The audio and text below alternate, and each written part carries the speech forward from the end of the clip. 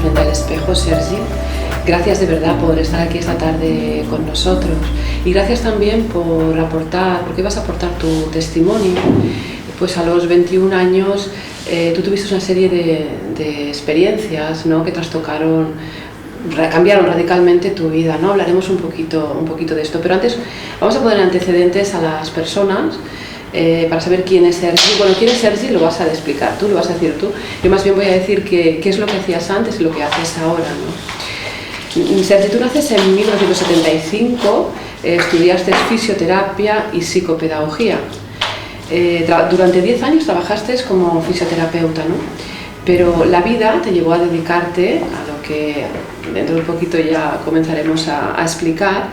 Y tal como recoges en tu página web, dices: invitar a las personas a descubrir que detrás de cualquier emoción, situación o pensamiento existe paz absoluta y que nuestra manera de ver el mundo construye una falsa realidad enfrente de nosotros.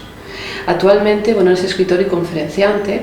Hacía tiempo que vienes desarrollando un ciclo de conferencias, encuentros, le dices tú, te gusta más decir, en el Teatro Regina de Barcelona, pero ahora ya por toda España. De hecho, no hace mucho has estado en Madrid, has venido hace muy poquito de Zaragoza.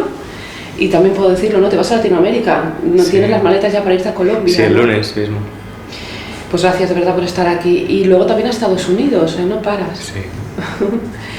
Tienes 2 libros hasta el momento: Un puente a la realidad, que fue cuando tú y yo nos conocimos, sí. Un libro muy bonito basado en un curso de milagros. Y también Saltar al vacío, que es tu último libro, del que hablaremos de él y de más temas. Y bueno, a finales del 2011, David del Rosario te ofrece la posibilidad de realizar una película basada en tu mensaje.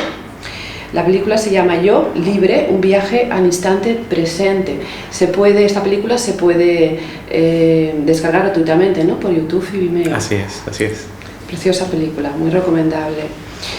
Bueno, pues recoges en el libro el siguiente parágrafo. Me gustaría empezar con esta reflexión tuya. A mis 21 años mi mente empezó a desbordarse. Recuerdo que perdí todas mis amistades en la universidad porque ni yo mismo sabía qué me estaba sucediendo. Sentí en silencio el dolor de la soledad, hasta que descubrí que la soledad se trasciende cuando vamos hacia ella. Cuando la asumimos desde lo más profundo de las catacumbas, la soledad empieza a deshacerse y se convierte en la paz de haber recuperado un espacio que habíamos aislado de nosotros mismos por miedo a sentirlo. ¿Qué ocurrió a los 21 años? Porque tú durante 2 años comenzaste una serie de crisis de ansiedad y de ataques de pánico, ¿no? Creíste que te habías vuelto loco, una palabra. Así es. De hecho, estaba escuchando ahora y estaba sintiendo ternura, cariño por esos recuerdos. Porque a pesar de que cuando yo viví esa experiencia para mí fue demoledora, fue muy, muy dolorosa, hasta el punto de querer desaparecer, ahora me doy cuenta de que sin ella no podría ver la vida como la veo ahora. Entonces, para mí tiene un valor capital en mi experiencia presente. Y lo que ocurrió ahí fue que todo lo que yo creía que yo era y como yo creía que el mundo estaba establecido era solo una interpretación mía. Viví algo que desbordó toda mi comprensión del mundo y me mostró que detrás de mi punto de vista hay un punto de vista que no depende de nadie, sino que es el punto de vista universal. No sé muy bien cómo concretar o explicar eso, porque no tengo palabras para expresar eso ya. Vamos a ir tirando de ese hilo poquito a poquito. Déjame añadir solo una cosita. Sí. Al principio decías que terminé la carrera de psicopedagogía, sí, pero estoy en ello, no la he terminado, entonces bueno, no soy psicopedagogo. Vale, aclarado. Gracias. Dices más adelante, mis crisis llegaron cuando había empezado a vivir experiencias fuera de lo concebible por mí, más allá de mi personalidad, lo que ahora comentabas, y de mi forma de ver la vida y a mí mismo. Lo que sentía era el pánico de descubrir que no sabía quién era ni por qué había nacido. La aventura era despertar de ese sueño en lugar de aprender a soportarlo. Toda una revelación, ¿eh? Me di cuenta de que honestamente no sabía qué hacía en este mundo, pero al mismo tiempo había pretendido hacer ver que sí lo sabía y que todo lo que estaba decidiendo en mi vida, mi carrera, mis relaciones, mi no sé qué, todo estaba diseñado, ocultamente diseñado, para que yo no asumiese ese dolor de no saber quién era ni por qué estaba viviendo. Entonces me di cuenta de que estaba viviendo a espaldas de un dolor original, de un sufrimiento o un miedo original, y que cuando todo eso se desmoronó me encontré con él enfrente y no me quedaba otra que cruzar y descubrir qué era todo eso. Eres muy joven, 21 años. Tenía 21 años, sí, y la verdad es que es muy curioso porque ahora lo recuerdo y te digo, había momentos de, yo pensaba, extrema locura, pero debajo de esos acontecimientos había algo que me estaba llevando, que me estaba diciendo: ya sé que piensas que estás loco y que todo es un desastre y que aquí vas a acabar muy mal, pero da un paso más, y da un paso más, y da un paso más, y cada paso que yo pensaba que me iba a llevar a algo mejor, me llevaba a algo más profundo todavía, pero aún así esas manos, esa cosa, me llevaba. ¿Y tu entorno, tus familiares, tus amigos, qué te decían de estas crisis de pánico? Pues yo no sabía qué me ocurría, entonces mi comportamiento, mi manera de relacionarme con los demás se desestabilizó de tal manera que, por ejemplo, en la universidad dejó de hablarme la gente. Mis padres no sabían qué hacer, estaban, yo creo que lo pasaron en silencio muy mal también. No sabían si llevarme al psiquiátrico, si no, qué hacer conmigo. Y fue un proceso para mí solo, puramente solo, no solo por la sensación de soledad, sino porque la gestión final fue sola, la hice solo. Vale, porque muchas personas que pueden estar pasando lo que tú pasaste, que ahora te estén escuchando y viendo, pueden servirles porque seguramente no pueden estar en tus circunstancias, no saben qué les ocurre, están conectando con algo más que va más allá de su propia personalidad y pueden estar experimentando esto, ¿no? O sea, lo primero que tú sentiste fueron ganas de encerrarte en ti mismo, de aislarte del mundo, ¿no? Sí, de alguna manera buscaba a alguien que me ayudase, pero yo sabía que nadie podía comprender lo que me estaba pasando porque ni yo mismo lo estaba comprendiendo, no sabía explicarlo. Entonces toda interpretación que venía de fuera a mí no me servía, porque lo que intentaba esa interpretación externa era que yo parase de vivir eso, pero internamente había una llamada a cruzar eso, entonces entraba en contradicción. Y te digo, a pesar de que cruzar eso para mí fue muy doliente, lo sufrí. Cuando hablas cruzar eso, ¿te refieres a cruzar el sufrimiento? ¿Qué sí, vivirlo, experimentarlo, ser coherente con lo que uno estaba viviendo en ese momento. Y muchas personas entran en contacto con esa soledad profunda y ese sinsentido de la vida sin experimentar situaciones de locura, ni místicas, ni transformadoras. Simplemente hay algo que hace un clic y de repente conectas con esa soledad. Esa soledad, cuando tú la expresas o intentas compartirla con alguien, nadie la comprende. Si no está en conexión con esa soledad, te das cuenta de que nadie la comprende. Es más, todo el mundo intenta huir de esa soledad. Es por eso que no te pueden ayudar. ¿De qué forma en la vida cotidiana, qué síntomas eran los que experimentabas? Claro, en mi situación concreta, yo siempre, en plan irónico, digo que fue muy Steven Spielberg. Fue un guión muy Steven Spielberg. Escuchaba voces, sentía cosas, veía cosas.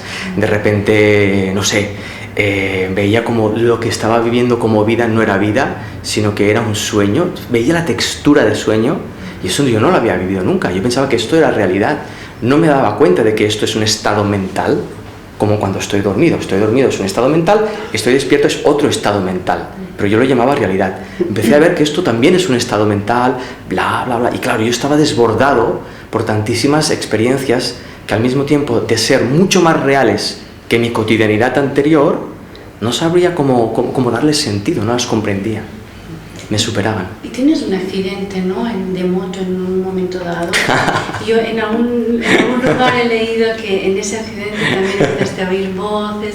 ¿Nos puedes explicar un poquitín? Sí, yo estas cosas no las suelo comentar porque pasan a ser parte de mi historia personal. Y las personas solemos como basarnos en las historias de los demás, ¿no? E incluso a veces nos identificamos y a veces nos comparamos, ¿no?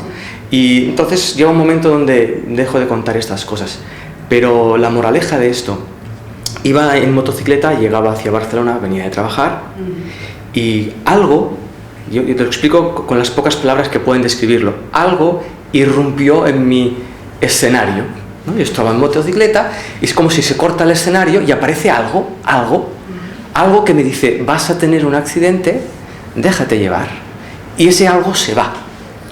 Ahora, visto desde la distancia, hay algo muy curioso, y es que yo iba a lo mejor a 80 por hora llegando a la ciudad y esa cosa estaba parada a mi lado hablándome. Entonces, esa cosa me estaba hablando desde un lugar donde no se estaba moviendo, ¿no? Algo, como dos mundos colisionaron ahí por un momento y se abrió algo. Se simultanearon. Bueno, yo me quedo con ese mensaje, porque en ese momento te digo, me da igual si se movía, no se movía, quién era, vas a tener un accidente. Entonces lo primero que empecé a pensar fue, sí, pues me paro la cuneta y vamos a ver qué accidente tengo. Y luego pensé, no, porque a ver si viene un camión, da un giro así y me chafa. Entonces dije, no, déjate llevar, voy a dejarme llevar. Seguí en motocicleta, ya estaba llegando casi a casa, quedaba, no sé, medio kilómetro. Entonces me paré en un semáforo en rojo y cuando acelero, que se pone en verde, veo algo que no debía de pasar. No sé, un vehículo, algo ocurrió, el de enfrente frenó en seco y yo colisioné contra ese vehículo. Al suelo, ensangrentado, ambulancia, policía, la mujer del coche de enfrente, te he matado, gritando, te he matado, tomando el parte. De repente entró la ambulancia, en la ambulancia la mujer, te he matado, está tumbada con el collarín, a mí me hacen sentar en un taburete medio plegado, toda una historia surrealista, irónica, donde de nuevo lo único que se me estaba pidiendo es, déjate llevar. Vive esta experiencia. Y eso es lo que yo me llevo de todo eso. Muy reveladora. Es lo que me llevo de todo eso. Más allá, te digo, del Steven Spielberg. Muy reveladora. Tenemos muchas asignaturas pendientes los humanos, ¿no? Pero en el libro, que en realidad lo que recoge es en Saltar al Vacío, se recogen muchas de las preguntas que durante todas estas charlas que has dado en tanto el Teatro Regina como en otros sitios han ido surgiendo, ¿no? Y tus reflexiones y respuestas. Y hay una que, el sufrimiento es un tema muy recurrente, ¿no? Tú dices, el amor no evita el sufrimiento, sino que lo incluye. Me pareció muy bonito. Y el sufrimiento fue mi chispa, dices en algún momento, como el punto de máxima imposibilidad. Hubo un día en que terminé poniéndome de rodillas en el suelo, golpeando con los puños cerrados y llorando de una situación muy estúpida que me había ocurrido, pero que había denotado en mí un sufrimiento insoportable. ¿Qué nos puedes decir de esto, el sufrimiento, la gran asignatura, ¿no? Sí, realmente me di que hoy en día ser un ser humano implica enfrentarse a sufrir. Ser un ser humano implica enfrentarse a sufrir. Es una posibilidad. Y que si somos honestos nos damos cuenta de que la gran mayoría de decisiones que tomamos las tomamos para no llegar a sufrir. Todo lo que hacemos básicamente está diseñado para no llegar a sufrir. Entonces hay un momento donde yo toco ese sufrimiento esencial y me doy cuenta de nuevo de que la única opción que tengo es abrazar eso. Entonces lo abracé simplemente. Y curiosamente cuando tú abrazas tu sufrimiento, lo estás abrazando desde fuera de ti, desde fuera de aquello que está causando el sufrimiento en ti. Es decir, descubrí que el sufrimiento proviene de mi forma de interpretar las cosas. Y cuando abracé mi sufrimiento, lo estuve abrazando desde fuera de mi propia interpretación de las cosas. Y descubrí que el sufrimiento es el efecto de una interpretación errónea acerca de la vida. También dices, usar con alegría y con agradecimiento todo cuanto ocurre en la vida, ¿no? Hay que dar la bienvenida a todo lo que ocurre en cada instante, ¿no? Por el simple hecho ya que esté ocurriendo, por muy negativo que nos pueda parecer. Sí, eso no tiene ninguna connotación masoquista, sino más bien honesta y coherente. Porque la bienvenida se la das a aquello que está ocurriendo. Cuando tú le das la bienvenida a la situación que está ocurriendo, entras en coherencia. Es decir, te abres a vivir lo que está ocurriendo, te abres a vivirte y abres a vivir tu vida. Eso te lleva a una coherencia interna que tiende a generar un equilibrio interno, donde el conflicto es visto de otra manera, el sufrimiento es visto de otra manera, la soledad es vista de otra manera, etcétera, etcétera, etcétera. Pero muy pocas veces y muy pocas personas damos la bienvenida a lo que ocurre. Entonces entramos en conflicto con nuestro presente, entramos en conflicto con nuestra vida, y es cuando sentimos la sensación de que la vida no tiene sentido, que no vale la pena, y nos vemos obligados a inventarnos nuestro propio sentido. Y cuando nos inventamos nuestro propio sentido, es tan inventado que no se sostiene. Entonces todo pasa a ser una amenaza. Vivimos la vida como si todo fuera una amenaza, porque lo que está amenazando es nuestra interpretación de la vida. Cuando en realidad podemos nosotros mismos ir recreando nuestra propia vida, ¿no? De hecho, somos un efecto de la vida. Y no somos conscientes de eso. Tú comentas en tu libro, que en Saltar al Vacío, que no estamos aquí para cambiar el mundo, ni estamos en una evolución, ni vamos a ningún lado, sino estamos aquí para aprender a amarlo todo. A mí, como dentro del campo de la terapia que trabajo, me llama la atención porque toca una parte profunda de mi trabajo. Es decir, yo no quiero arreglar a la persona cuando viene, sí. El impulso más rápido es, hay un problema y que hay que arreglar el problema. Entonces, yo con esta frase me quedo muy tranquila, cuando dices, qué bien si esto pudiera llegar al mundo terapéutico, de tener delante una persona en la cual no tienes que hacer nada por esa persona como terapeuta. A mí me llegó mucho eso como terapeuta, y como si eso se pudiera agrandar, ¿no? Es una gran tranquilidad saber que no hay que hacer nada. Sí, lo que ocurre es que aún interpretamos eso. Creemos que no hacer nada tiene que ver con el cuerpo, con el gesto, tiene que ver con... Esto es no hacer nada. Pero en realidad no hacer nada es abrirnos primero a ver qué vemos en la otra persona que nosotros creemos que debe ser corregido. Y darnos cuenta de que todo aquello que vemos en el otro que debe ser corregido implica una corrección personal interna. Porque si yo estoy en paz con lo que estoy viendo, nada en mí va a querer arreglar eso. Entonces el que está enfrente, de hecho, está apuntando espacios míos que aún no han sanado. Entonces, si quiero realmente ayudar a la persona de enfrente, tengo que atender esos propios estados personales. Una vez vistos y aceptados, esa aceptación empieza a transformarlos. De nuevo, para mí la clave es el amor. Si el amor quisiese corregir el mundo, lo hubiera hecho ya. Entonces me doy cuenta de que el amor lo que hace es amar. Y como forma de amor está el respeto a lo que ocurre, el respeto a lo que elegimos como seres humanos dentro de nuestro propio aprendizaje y dentro de nuestro propio descubrimiento de qué es el amor en realidad. Entonces, cuando tú tienes una persona como terapeuta que necesita tu ayuda, si tú puedes ver todo esto que acabamos de expresar, se genera algo que fluye a través de ti como terapeuta, pero que no depende para nada de ti. Cierto. Nos supera, ¿verdad? Hay un tercer elemento, ¿no?, que no se sabe. Sí, lo llamamos el misterio, ¿no? El misterio. Algunos lo llaman muy acertadamente la cosa. La cosa. Sí. De hecho, tú comentas que en realidad tú solo quieres saber si cuando me relaciono con todo lo que percibo estoy amándolo o temiéndolo. Claro, finalmente, cuando uno se despoja de todo, yo lo llamo el mamotreto mental. Cuando uno se despoja de esto, o al menos, aunque no se despoje, sabe que no es real, es solo una interpretación, entonces va a ese lugar simple. Y uno se da cuenta de que en la vida hay solo dos disposiciones. O la vives o no la vives, o la aceptas o no la aceptas, o amas o no amas. Y esos dos impulsos son los que finalmente nos llevan a actuar en base a esa apertura o a actuar en base a esa protección.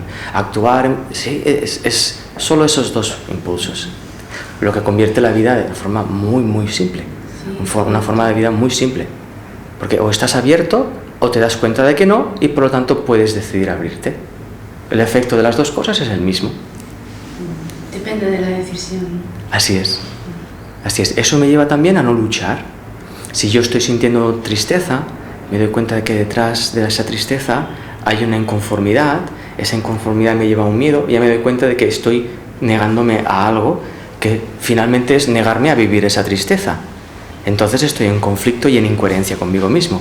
Entonces puedo decidir abrirme a sentir y a vivir esa tristeza. Entonces esa tristeza me está ayudando a expandirme de nuevo. El resultado es el mismo que si estoy sintiendo felicidad. Y eso la mayoría de personas no lo saben. Sí. Es un potencial impresionante, no lo saben. Es lo que comentabas antes, ¿no? en tu proceso. Es como compartir eso es un poco delicado cuando uno llega a tocar el dolor, no el dolor, el sufrimiento, porque lo que sucede es que quieren sacarte de ahí. Entonces, mantenerte ahí en ese sufrimiento es el tema. Claro, la clave es mantenerte en el sufrimiento de forma honesta. Exacto. No de forma resignada, ¿no? Porque entonces sigues alimentando el sufrimiento, ¿verdad? Es una aceptación, ¿qué estoy sintiendo esto? Pues voy a sentirlo. Pero no es una sensación conformista la aceptación, sino que la aceptación es una mirada de descubrimiento, como la de los niños. A ver qué es este sufrimiento, qué sensaciones se desprenden del sufrimiento. ¿Cuál es la causa real de ese sufrimiento? Es una investigación que te lleva al fondo y ese fondo eres tú mismo, más allá del sufrimiento. Cada vez me es más complejo definirlo en palabras. Sí, y realmente ayer yo comentaba con una persona diciéndole que hoy íbamos a hacer la entrevista y me surgió decirle, y no sé, de verdad que no sé cómo salió el tema, pero leyendo el libro yo considero que las palabras tienen mucho margen de error, porque hay un emisor y un receptor, pues depende del receptor, ¿no? También. Y yo comentaba que realmente, escuchándote, leyéndote, es una de las personas que encuentro que el margen de error de las palabras es mucho menor. Y eso reconforta mucho, realmente. No sé cómo se llega ahí, pero ese margen de error, cuando se va reduciendo, hay algo en la conciencia que está cambiando. Yo no sé si tengo un margen de error pequeño en la palabra o no, pero lo que sí sé es, en mi experiencia personal, hasta donde sé, descubrí que hay silencio. Y que cuando las palabras surgen desde ese silencio, ninguna palabra intenta que la comprendas como yo quiero que tú la comprendas. Y cuando no hay esa intención, el receptor también es como que hay algo, si de nuevo ese misterio, que hace que la emisión de esa palabra y la recepción no provenga ni de mí ni de ti, sino de una conciencia que quiere ser escuchada a través de nosotros. Entonces la palabra es la excusa, el que yo hablo y tú escuchas es la excusa. Recuerdo una señora que venía varias charlas seguidas y al final una de ellas se acerca y me dice: Sergi. Digo: ¿qué pasa? Porque venía así como: Sergi, ¿qué pasa? Mira, vengo varias charlas y te digo, aún no entiendo nada de lo que dices, pero hay algo que me sigue llevando a venir. Digo: mira. Qué bueno, es que resonancia, ¿no? Claro. Abogas, Sergi, por el desarrollo de las virtudes, y realmente no hay camino espiritual sin desarrollar las virtudes, ¿no? Tú hablas de la verdadera aceptación, del verdadero perdón, de la verdadera honestidad. ¿Pero qué es ser honesto, por ejemplo? Mira, observa, verdadero algo, verdadero aceptación, ese verdadero implica aceptar mi propia ignorancia. Punto 1. Es aceptar, darme cuenta de que no tengo ni idea. Es decir, si yo me miro a mí mismo y me veo honesto, lo que estoy viendo es mi propio concepto de honestidad, pero no a la honestidad en esencia. Entonces me doy cuenta de que yo no me puedo definir a mí mismo. Y cuando yo dejo de hacer caso a mis propias definiciones de mí mismo y de lo que son esas virtudes, algo ocurre. Algo ocurre. No sé muy bien tampoco cómo explicarlo, pero cuando yo dejo de aferrarme a lo que yo creo que soy, si soy buena persona, si soy mala persona, si soy vergonzoso, si soy honesto, algo ocurre que usa todo eso en lugar de usarlo yo. Y de hecho, cuando eso ocurre, yo paso a aprender qué es la honestidad. Mientras en mi mente hay un cajón que pone un cartelito honestidad y está lleno de mis interpretaciones, ahí no ocurre nada. Pero cuando yo lo abro y vacío mis conceptos de honestidad y lo vuelvo a meter, ahí empieza a llenarse de otra cosa. Y eso sí es honestidad en esencia. Pero no soy yo quien la hace.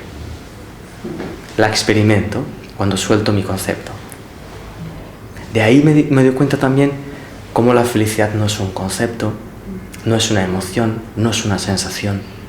El amor no es un concepto, no es una idea. Y observa que para los seres humanos el amor termina siendo una sensación, una emoción, una imagen mental que tenemos. Y no es eso. Eso es la visión humana actual del amor, pero es solo una interpretación. ¿Por qué es tan importante la autoindagación en los seres humanos, Sergi? Ahora parece que este concepto cada vez se va entendiendo más, ¿no? En otras culturas era más aceptado, pero... Yo no lo veo importante en sí mismo, pero sí empieza a ser importante si tú quieres ser feliz. Si tú quieres ser feliz, vas a tener que entrar en coherencia con tu propio presente.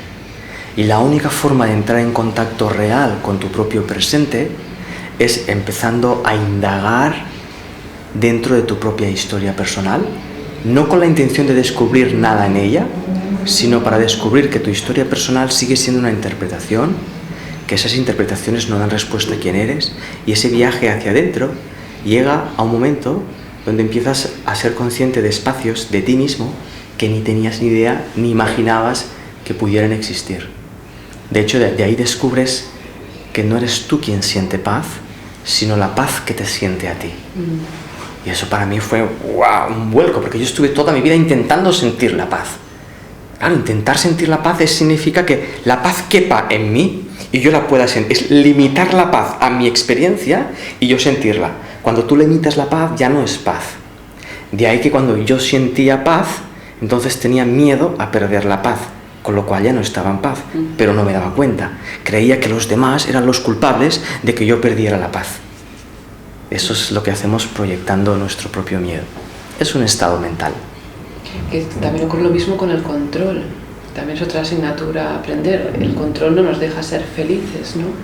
Y el problema es que encima, además, a los niños le inculcamos el control. Como bien dices, no te salgas de los límites, no, todo muy... Los dormimos un poco, los aletargamos, ¿no? Ya de pequeños. Por suerte hay disciplinas, ya hay diferentes escuelas, ¿no? Hoy día dentro de la educación que abogan por otro sistema educativo muy diferente, más libre, ¿no? Sí. Pero de niños ya tenemos que aprender a liberarnos del control, ¿no? Sí, de hecho es... Que nos hace muy infelices, ¿no? Por otra parte. Sí, porque el control siempre contiene miedo. Y de nuevo, como veíamos antes, el miedo me cierra. Entonces, si yo soy producto de la vida, que la vida es apertura y explosión, y estoy controlando, estoy en incoherencia. Entonces, enseñamos a los niños a entrar en incoherencia. Por eso les cuesta tantos años aprender nuestro sistema, cuando ellos son esponjas que aprenden todo así. Pero lo que más les cuesta es nuestro sistema, porque implica un suicidio. Tienen que renunciar a su experiencia de vida, soltarla, para empezar a encasillarse en una contradicción de vida. Lo llamamos personalidad, lo llamamos ser social.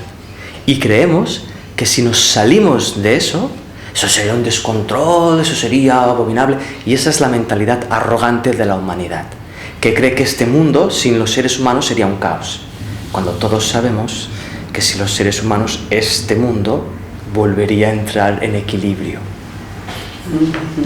Entonces es sustituir el control por un equilibrio natural que se da. Y al principio, y hablabas de las escuelas y padres que empezamos a mirar eso, vamos un poco despistados, ¿no? Entre el control y el libertinaje, no sabemos muy bien cuál es, porque ¿Tú tienes 9 años tiene mi hijo. Entonces él es mi maestro de esto. me estoy graduando con él. Entonces hay una brecha entre el control y el libertinaje. Hay un espacio que es el equilibrio, es el permitir. Las situaciones tienen un equilibrio propio. Si yo no le impongo mis opiniones, pero tengo que verlo. No se trata de dejarle hacer al niño todo lo que quiera, sino que encontrar un equilibrio dentro del instante. Es como una sabiduría que está dentro de la situación, pero que no estamos en contacto con ella porque estoy encerrado en mi propia manera de ver las cosas. Hay un ejemplo que pongo muy a menudo y también invito a que nadie lo pruebe, sino que lo pruebe desde dentro. Recuerdo que investigando esto, mi hijo tenía 3 años. Yo estaba cepillándome los dientes en el baño y de repente algo sentí, dejé el cepillo, golpeé, escupí y fui rápido para la cocina.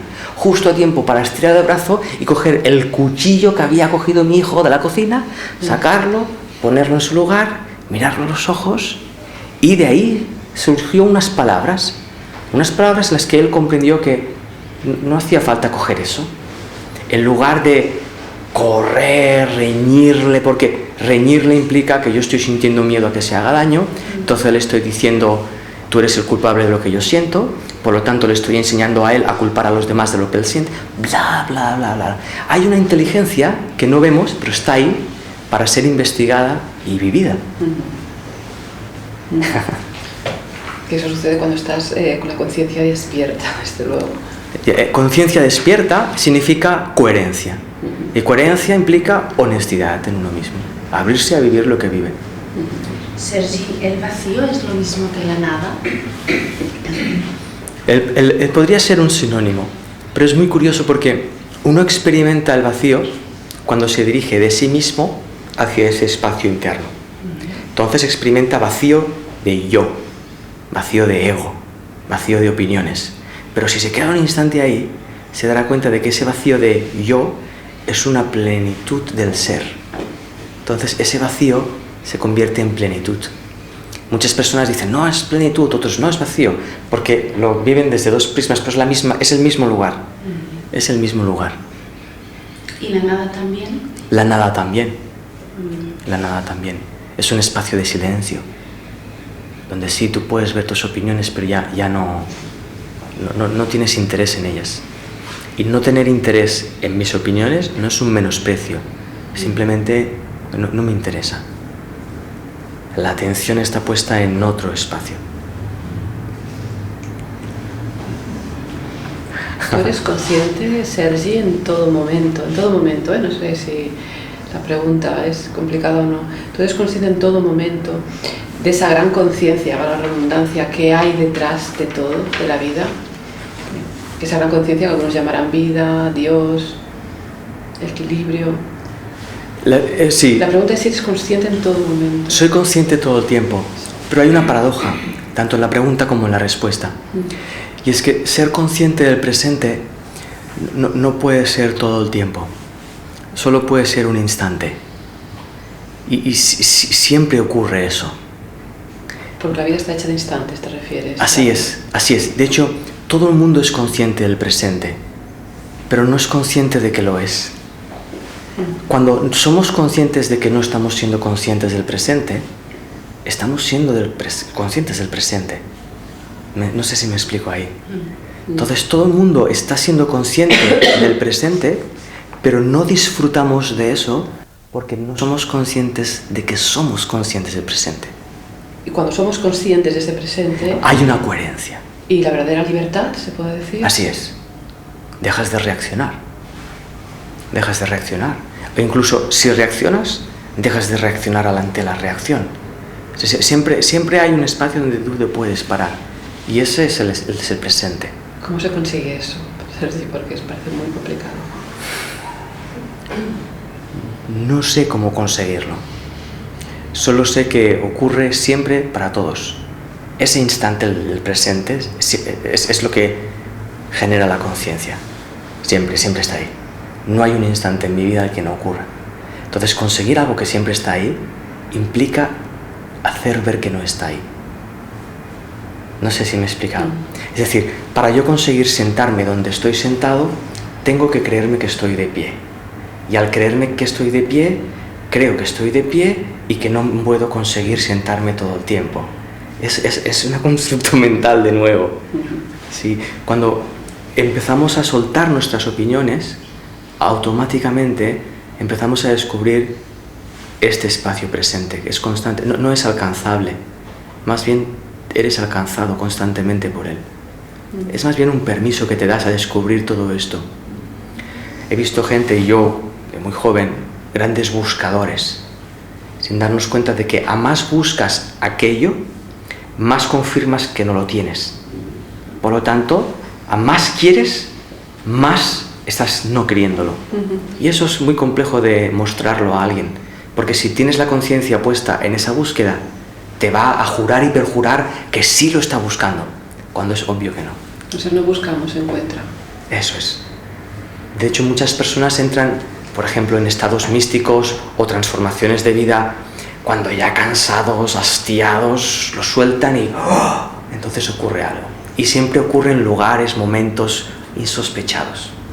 Porque si ocurriese donde tú piensas que va a ocurrir, ya hubiera ocurrido. Y lo maravilloso de esto y lo curioso es que nunca va a ocurrir desde nuestro patrón de pensamiento. Por eso es que lo llamamos misterioso. Intentamos alcanzar el presente o la paz desde un estado mental que lo está evitando. Por lo tanto, todas las estrategias de búsqueda para intentar alcanzarlo van a rechazar el presente. Te pongo un ejemplo práctico. Yo te digo, uy, un momento, paremos esta entrevista que me he salido del presente. Voy a hacer una meditación para entrar en el presente. Esta meditación que yo voy a hacer está negando mi presente. Está negando mi presente inconsciente. Al negar mi presente inconsciente, esta meditación está rechazando mi presente, no me va a llevar al presente. Lo máximo que voy a alcanzar es la sensación de presente, que va a estar amenazada por cualquier insulto de cualquier persona, cualquier amenaza de que pierdo el trabajo, cualquier ruido. Eso es mi interpretación de presente. Tú comentas que somos la imagen y semejanza de nuestro origen. Ajá. ¿Y cuál es nuestro origen? Ajá. Habría que preguntárselo a nuestro origen.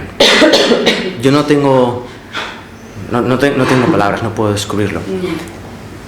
Cuando vuelco mi conciencia hacia aquello que me piensa a mí como ser, no puedo identificar, no puedo humanizar eso, no lo puedo humanizar, aun sabiendo que eso se humaniza a través mío, a través tuyo, a través de un vaso, se basifica, ¿no? Se acuifica dentro del agua ese principio de vida, pero no es describible humanamente. Es experimentable, pero no es describible. De hecho, si observas nuestra descripción del origen, sería completamente distinta que la descripción que haría el agua del origen, cuando el origen es exactamente el mismo. No sé si tiene sentido esto que digo, pero sí. Hay un punto donde esa búsqueda ya no es explicable. Es algo tan íntimo, tan personal y tan individual, y al mismo tiempo abre un espacio de unidad con todo lo que existe, que no tienes palabras ni gestos para comunicar eso.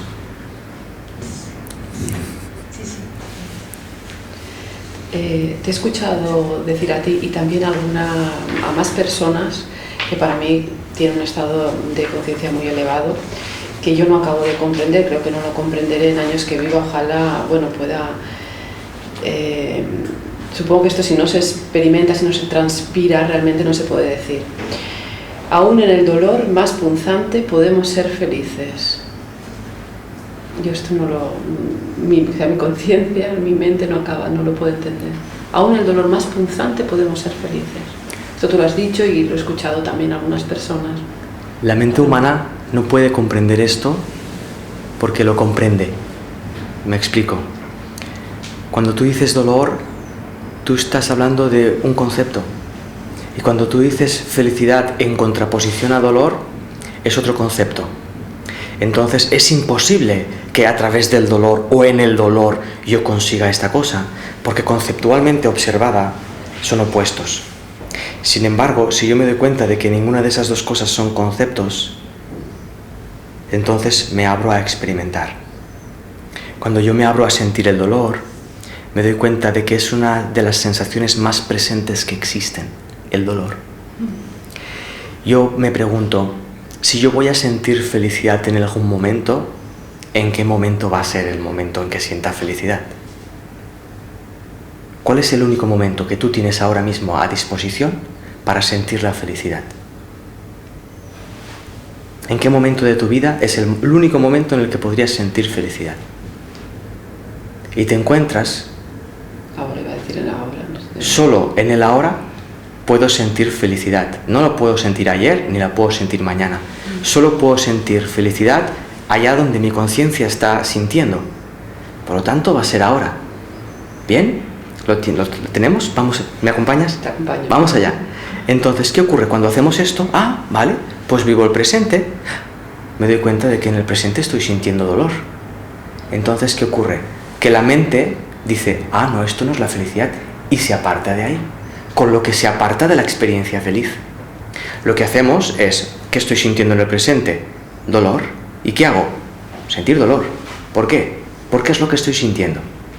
Cuando hacemos eso, entramos en coherencia con nuestro presente y entramos en coherencia con nosotros mismos y con nuestro sentir. Esa coherencia es la felicidad. La felicidad no es una sensación feliz, no es una emoción, no es un bienestar. La felicidad es una coherencia interna entre lo que piensas, sientes, haces, dices, ocurre, y esa alineación solo ocurre a través de permitirte ser consciente de lo que tú estás sintiendo en este instante. Entonces el dolor se convierte en intensidad. Esa intensidad, que sigue siendo insoportable, empieza a intensificarse y empieza a convertirse en energía. Esa energía es conciencia, esa conciencia te lleva a un espacio de... Eso es felicidad. No sé si tiene sentido. Sí, lo tiene, lo he experimentado, pero creo, desde la teoría cuesta a veces entender, pero sí. Cuando yo me doy cuenta de esto, me doy cuenta de que nunca quise ser feliz. Porque nunca quise sentir lo que sentía en mi presente. Me di cuenta de hasta qué punto estaba autoengañado, sumido en una búsqueda que no me llevaba a ningún lugar. ¿Por qué? Hablas de ti mismo. De mí mismo. ¿Por qué estaba sumido? Porque no quería ser feliz. Esa felicidad, Silvia, es tan intensa, está más allá de lo que yo comprendo como ser humano, que te lleva a cruzar los límites del pánico más insospechado que puedas llegar a imaginar. Por eso nadie quiere ser feliz, pero no somos conscientes de eso. Creemos que sí. Merece la pena cruzarlo, entonces. ¿Cómo? Que merece la pena cruzar. Merece la pena cruzarlo. Por eso observa de qué manera somos felices. No somos felices atendiendo nuestro espacio feliz, sino que somos felices añadiendo cosas. Una relación, un trabajo, un sueldo, un coche, una casa, una puesta de sol. Añadimos cosas. Todas ellas inestables, obviamente, que nos llevan a mantenerlas, bla, bla, bla. Y luego también lo que nos ocurre mucho es que no sabemos bien lo que sentimos, porque pensamos encima de lo que sentimos. Y el verdadero sentimiento genuino, muchas veces, bueno, en este caso hablo por mí misma, a veces nos cuesta saber realmente lo que estamos sintiendo, ¿no? Ante una relación, ante una determinada situación, ¿no? Porque pensamos, ponemos pensamientos. Pero ni aun así eso es un obstáculo. Porque cuando tú te das cuenta de lo que sientes, mucha gente me dice, no siento nada. Eso es sentir algo. ¿Cómo sabes que no sientes nada? Porque sientes una sensación que tú dices, defines, experimentas como no siento nada. Pero eso ya es algo. Entonces, si esa persona asume que esa sensación que siente es nada, empezará a sentir esa sensación y se dará cuenta de que realmente no es que no fuese nada, sino que lo que estaba sintiendo era miedo a sentir algo. Y entonces empieza a sentir lo que tenía miedo de sentir. Y ahí hay una transformación impresionante que finalmente te lleva a un vaciado y a una libertad donde entres en coherencia de nuevo. Entonces, la felicidad no tiene obstáculos en realidad, no tiene esquinas si realmente queremos abordarla.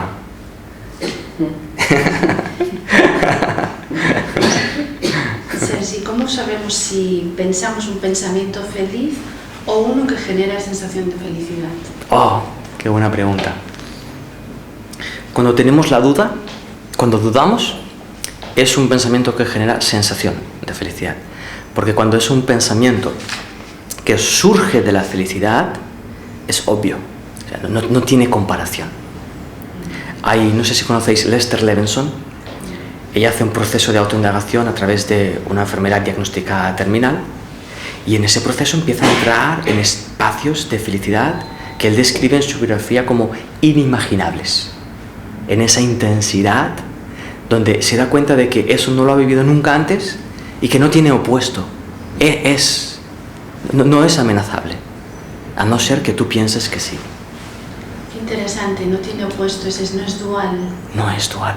Por eso es que en el dolor, porque la felicidad no se diferencia a sí misma de yo soy feliz y esto no lo es. No lo hace. La felicidad es yo soy felicidad y todo lo es. Todos son distintas formas de expresión, más o menos desenfocadas del mismo origen feliz. ¿Y la unidad incluye la dualidad? La unidad incluye la dualidad y la dualidad excluye la unidad. ¿Podemos ralentizar un poco esto? ¿Puedes Sí. explicarlo un poco más? Porque es algo... Uno huye de la dualidad y también encuentro que hay como una pequeña trampa ahí.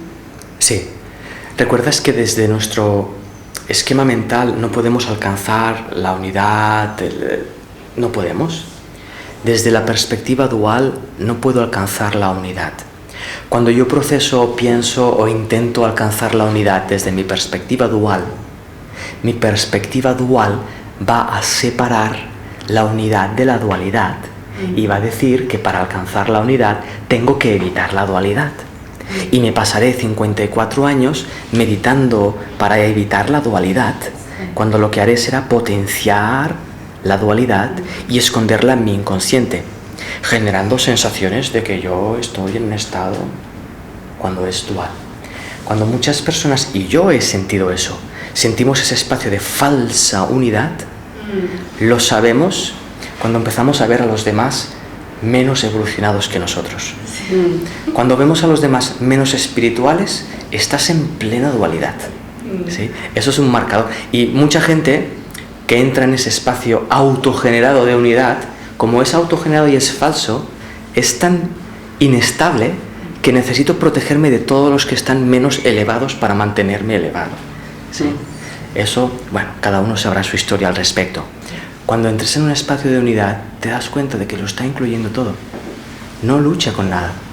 Si estás en un estado mental dual, la unidad lo acepta porque sabe que forma parte de sí mismo. Y sabe que al formar parte de sí mismo, el estado dual como tal no existe. Entonces, ¿para qué corregirlo? ¿Para qué luchar contra algo que no existe? Es muy parecido al presente. Un estado mental de presente no evita los recuerdos, ni evita desear cosas futuras, porque es consciente de que el pasado y el futuro no existen. Entonces no tiene problema con ellos. Es un punto cero ahí. Es un punto, de nuevo, para mí la honestidad. Y la paz es un testigo. La paz, la felicidad, sentida desde dentro, es un testigo de que estás ahí. Si sientes que tienes que proteger tu paz, no es paz, es tu interpretación de paz. Y no pasa nada, no está mal.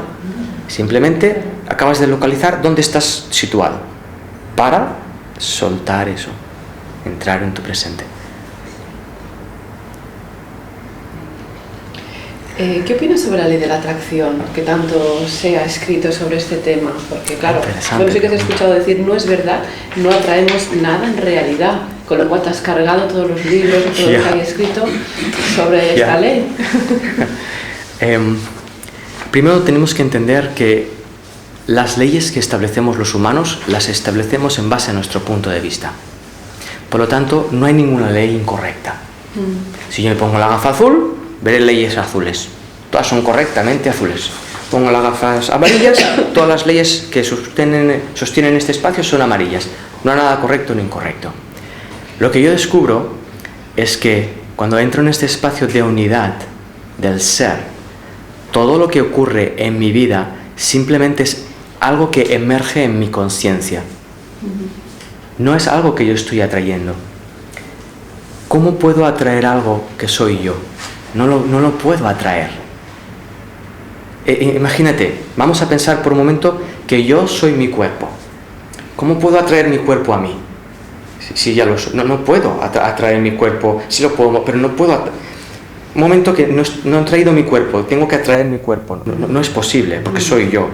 Entonces, ¿cómo puedo atraer una situación si soy todo? No es posible. Solo puedo atraer algo si lo estoy viendo desde esa perspectiva dual, en la que veo que estoy atrayendo algo. Por eso, la famosa ley de piensa esto y lo atraerás no funciona.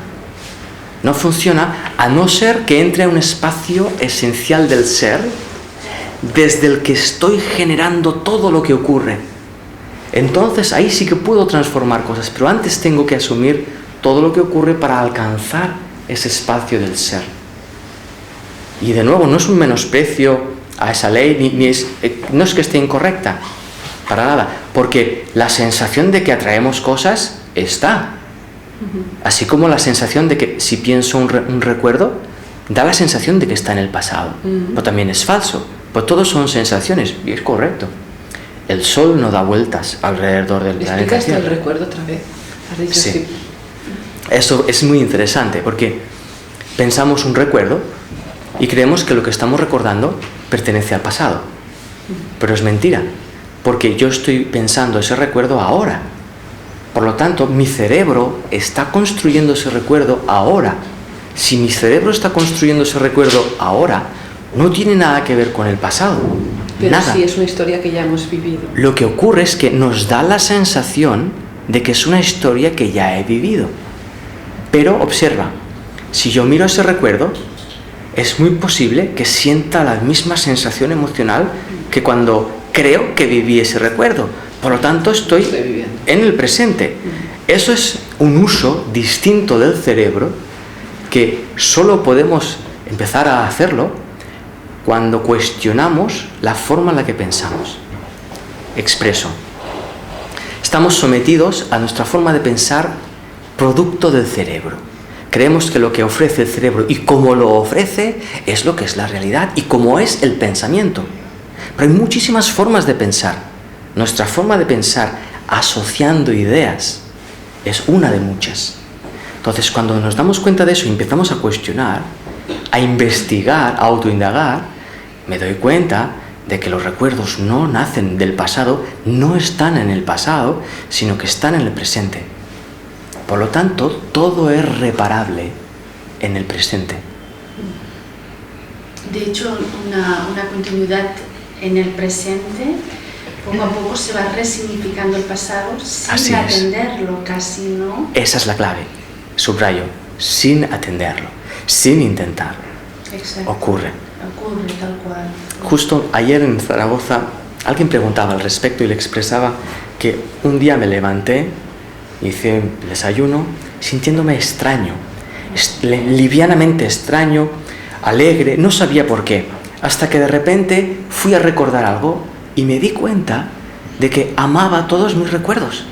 Estaba sintiendo amor por todos los recuerdos y me di cuenta de que la única forma de amar a mis recuerdos era desde ahora, no desde el pasado.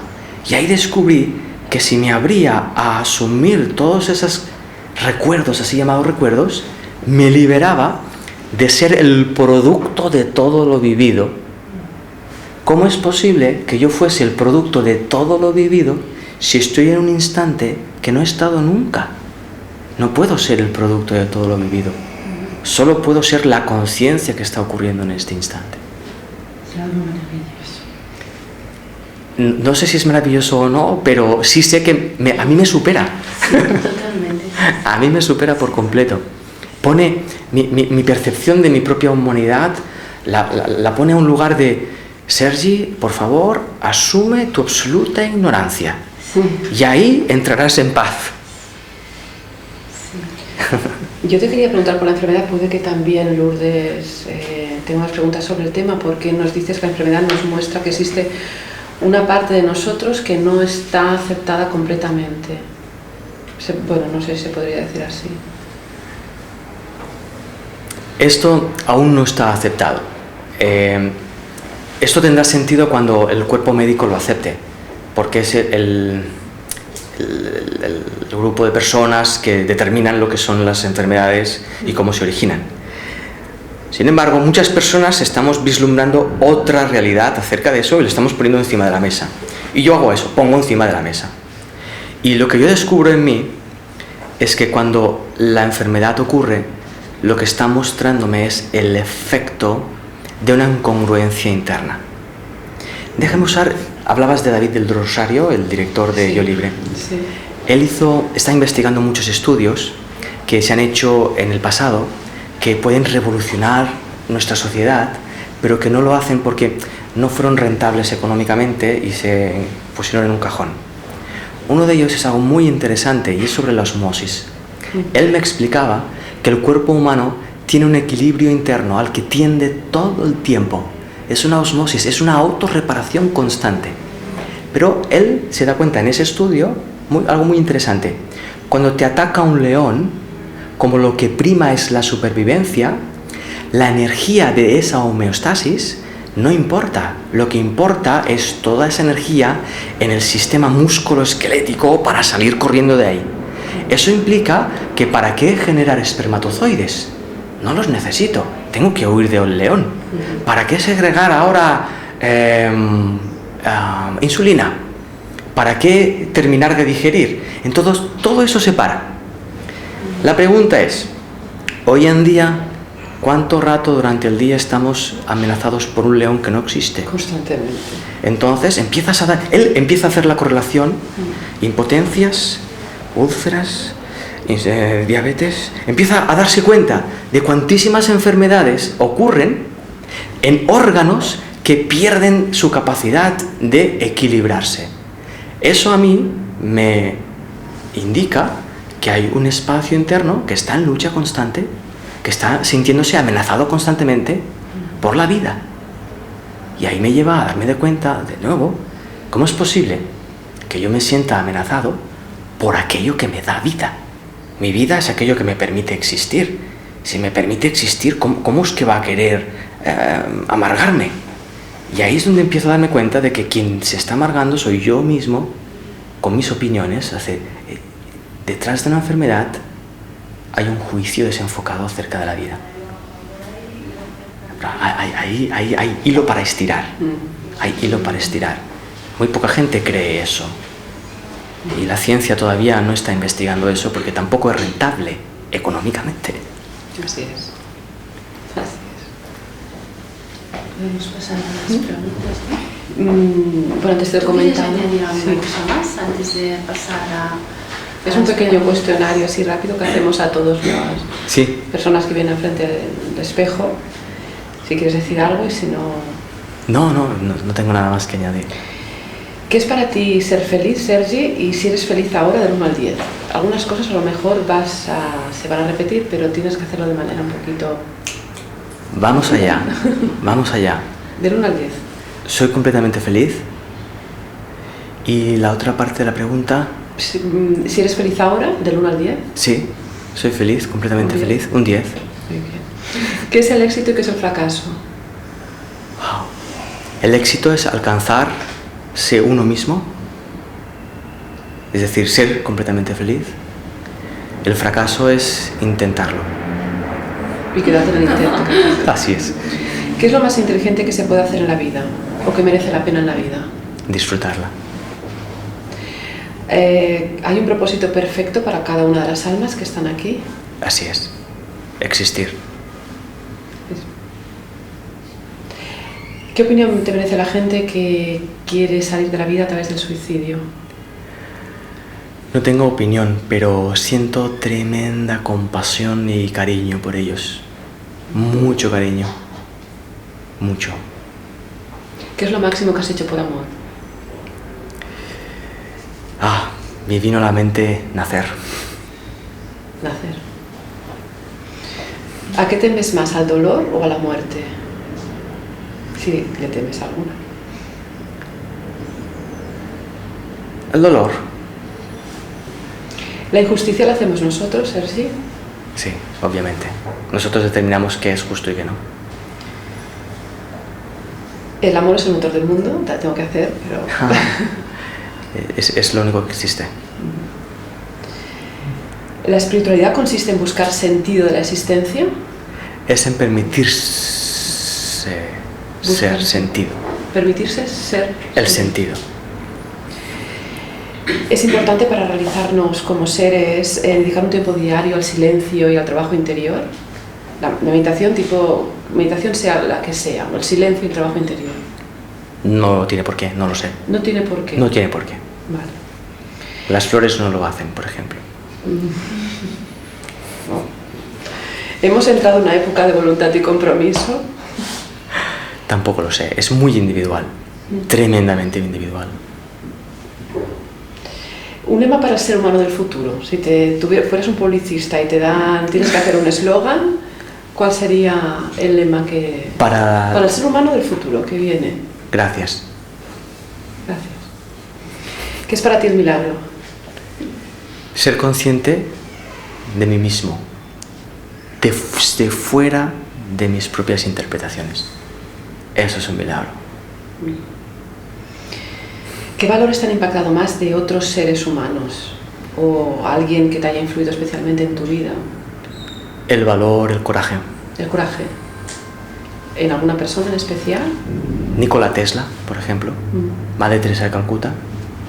El coraje de hacer lo que sintieron que tenían que hacer. A pesar de. A pesar de. ¿Un libro que te ha impactado o que más te ha gustado en la vida o que quieras comentar? La vida impersonal. La vida impersonal. Joseph Bennett. Impresionante. Lo leeré. ¿El reto es humanizar a la humanidad? ¿Crees que ya...? No.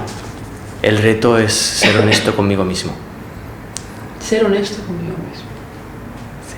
Muy bien. Bueno, pues dejarse tomar por la vida en realidad es el gran salto al vacío, ¿no? Como tu libro en realidad, con todo lo que hemos estado comentando.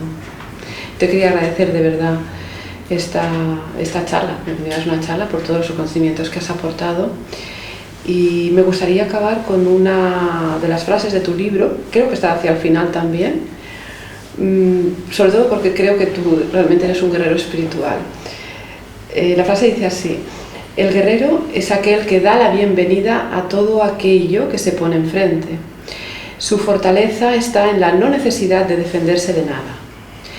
Por lo tanto, sabe que no necesita armas, sino la presencia en la que se sabe a sí mismo presente en el único instante en el que es consciente de sí mismo. Un guerrero no ve nada inaceptable en este mundo. Gracias. Gracias. Gracias. Gracias a las dos. Gracias. Gracias. Éxitos. Gracias.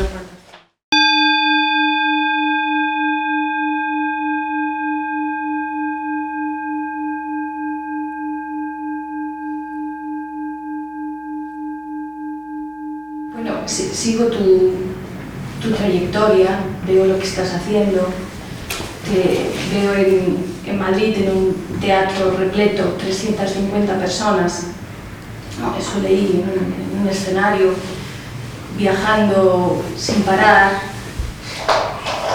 intentando transmitir con estas palabras desde este lugar en el mundo, ¿no? Constantemente.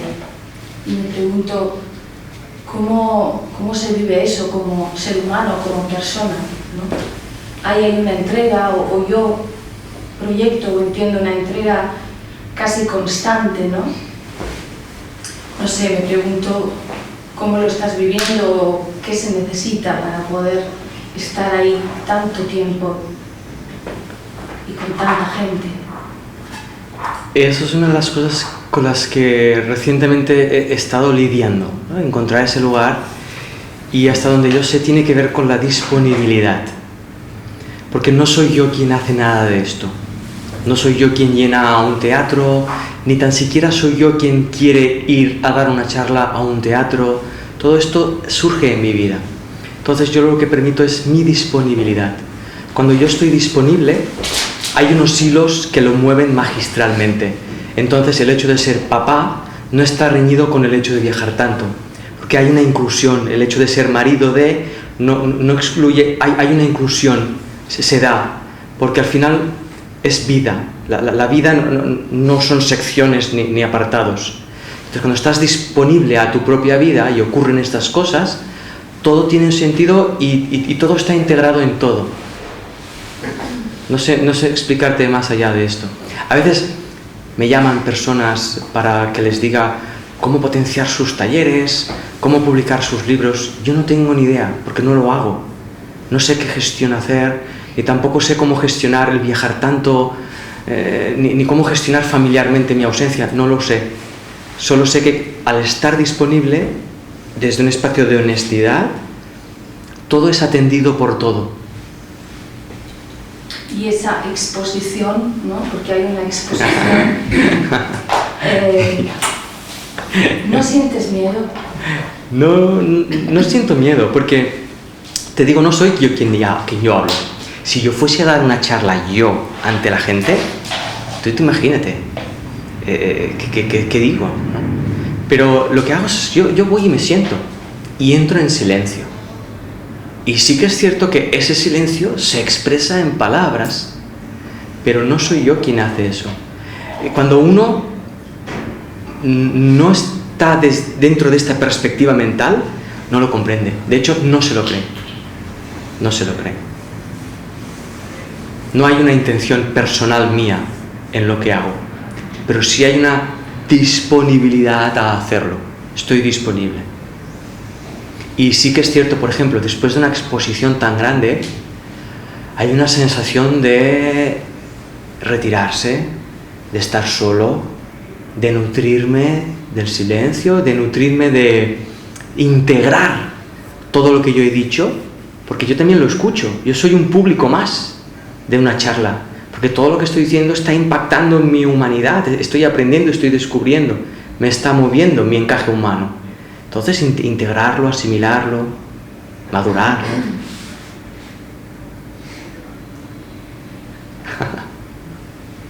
Me sorprende. Yo llego a Madrid, salgo al escenario y veo a toda esa gente y es como, wow, ¿qué es esto, no?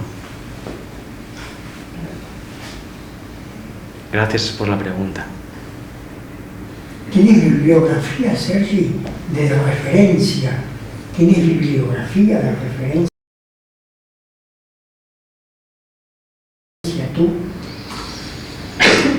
Yo tuve una bibliografía. Yo estuve estudiando durante unos cuantos años un curso de milagros, pero llega un momento donde la bibliografía también se desmorona, porque esa parte genuina que está detrás de la personalidad tampoco atiende a referencias, no tiene referencias bibliográficas. Sí que sirvieron a lo mejor para detonar ese encuentro o acompañar, pero cuando llegas a ese espacio no tiene ya más sentido. De hecho, antes hablaba del libro de La vida impersonal, y me gusta el libro porque no tiene ninguna referencia humana el libro. Es una locura ese libro. Es un espacio, está escrito desde un espacio completamente fuera de lo humano. Gracias por la pregunta.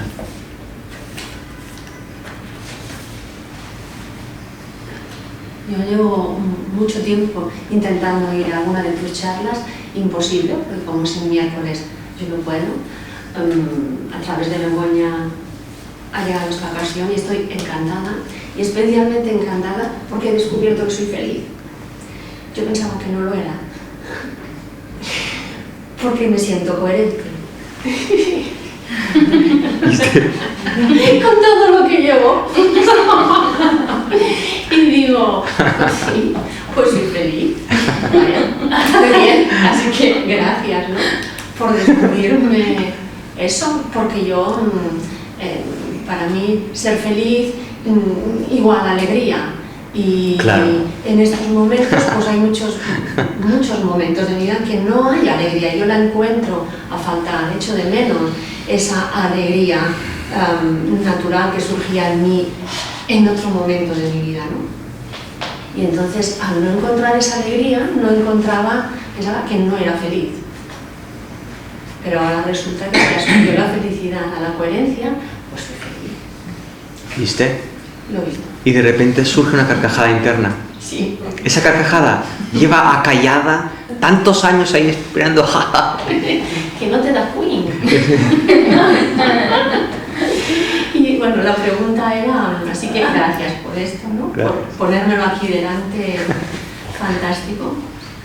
Y la pregunta tiene un poco que ver con yo también soy terapeuta, me dedico a Shiatsu, terapeuta de Shiatsu, y desde hace un tiempo, ¿no?, contemplo a las personas que vienen ya desde esa visión de ¿qué me traen de mí, no? ¿Qué me traen de mí? Y a veces cuando vienen con eso y claro, ya no está voy a ver qué hago por él, por ella, ya no está tanto eso, muy poco ya la verdad, me sobrecojo con eso que me trae y no sé muy bien qué hacer conmigo. Y empiezo a trabajar lo que sea, ¿no? Y luego vienen y te dicen, ¡ay, qué bien me fue aquello! Vuelvo a tener la regla regular, me he quedado embarazada, no sé qué. ¿Y qué he hecho? No sé qué he hecho. Bueno, da igual. Me surge ahí otra vez, ¿no?, el pensamiento de las dudas, los miedos. ¿Cómo vas a documentar eso? No sabes qué estás haciendo. Y entonces surgen los conflictos, lidiar con eso, ¿no? ¿Cómo puedo hacer? No sé, a lo mejor esa sería la pregunta. ¿Cómo lidiar con eso, con ese sobrecogimiento que me llega, con las cosas que me trae cada persona y que a través de ellos yo voy intentando sanar, pero al mismo tiempo nos vamos retroalimentando mutuamente, ¿no? El sobrecogimiento en sí mismo, ya lo dice la palabra, no puedes lidiar con ello porque te sobrepasa. Entonces es exponerte, te expones.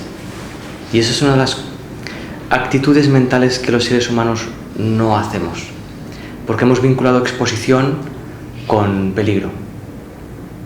Entonces exponte a ese sobrecogimiento y te darás cuenta de que ese sobrecogimiento eres tú.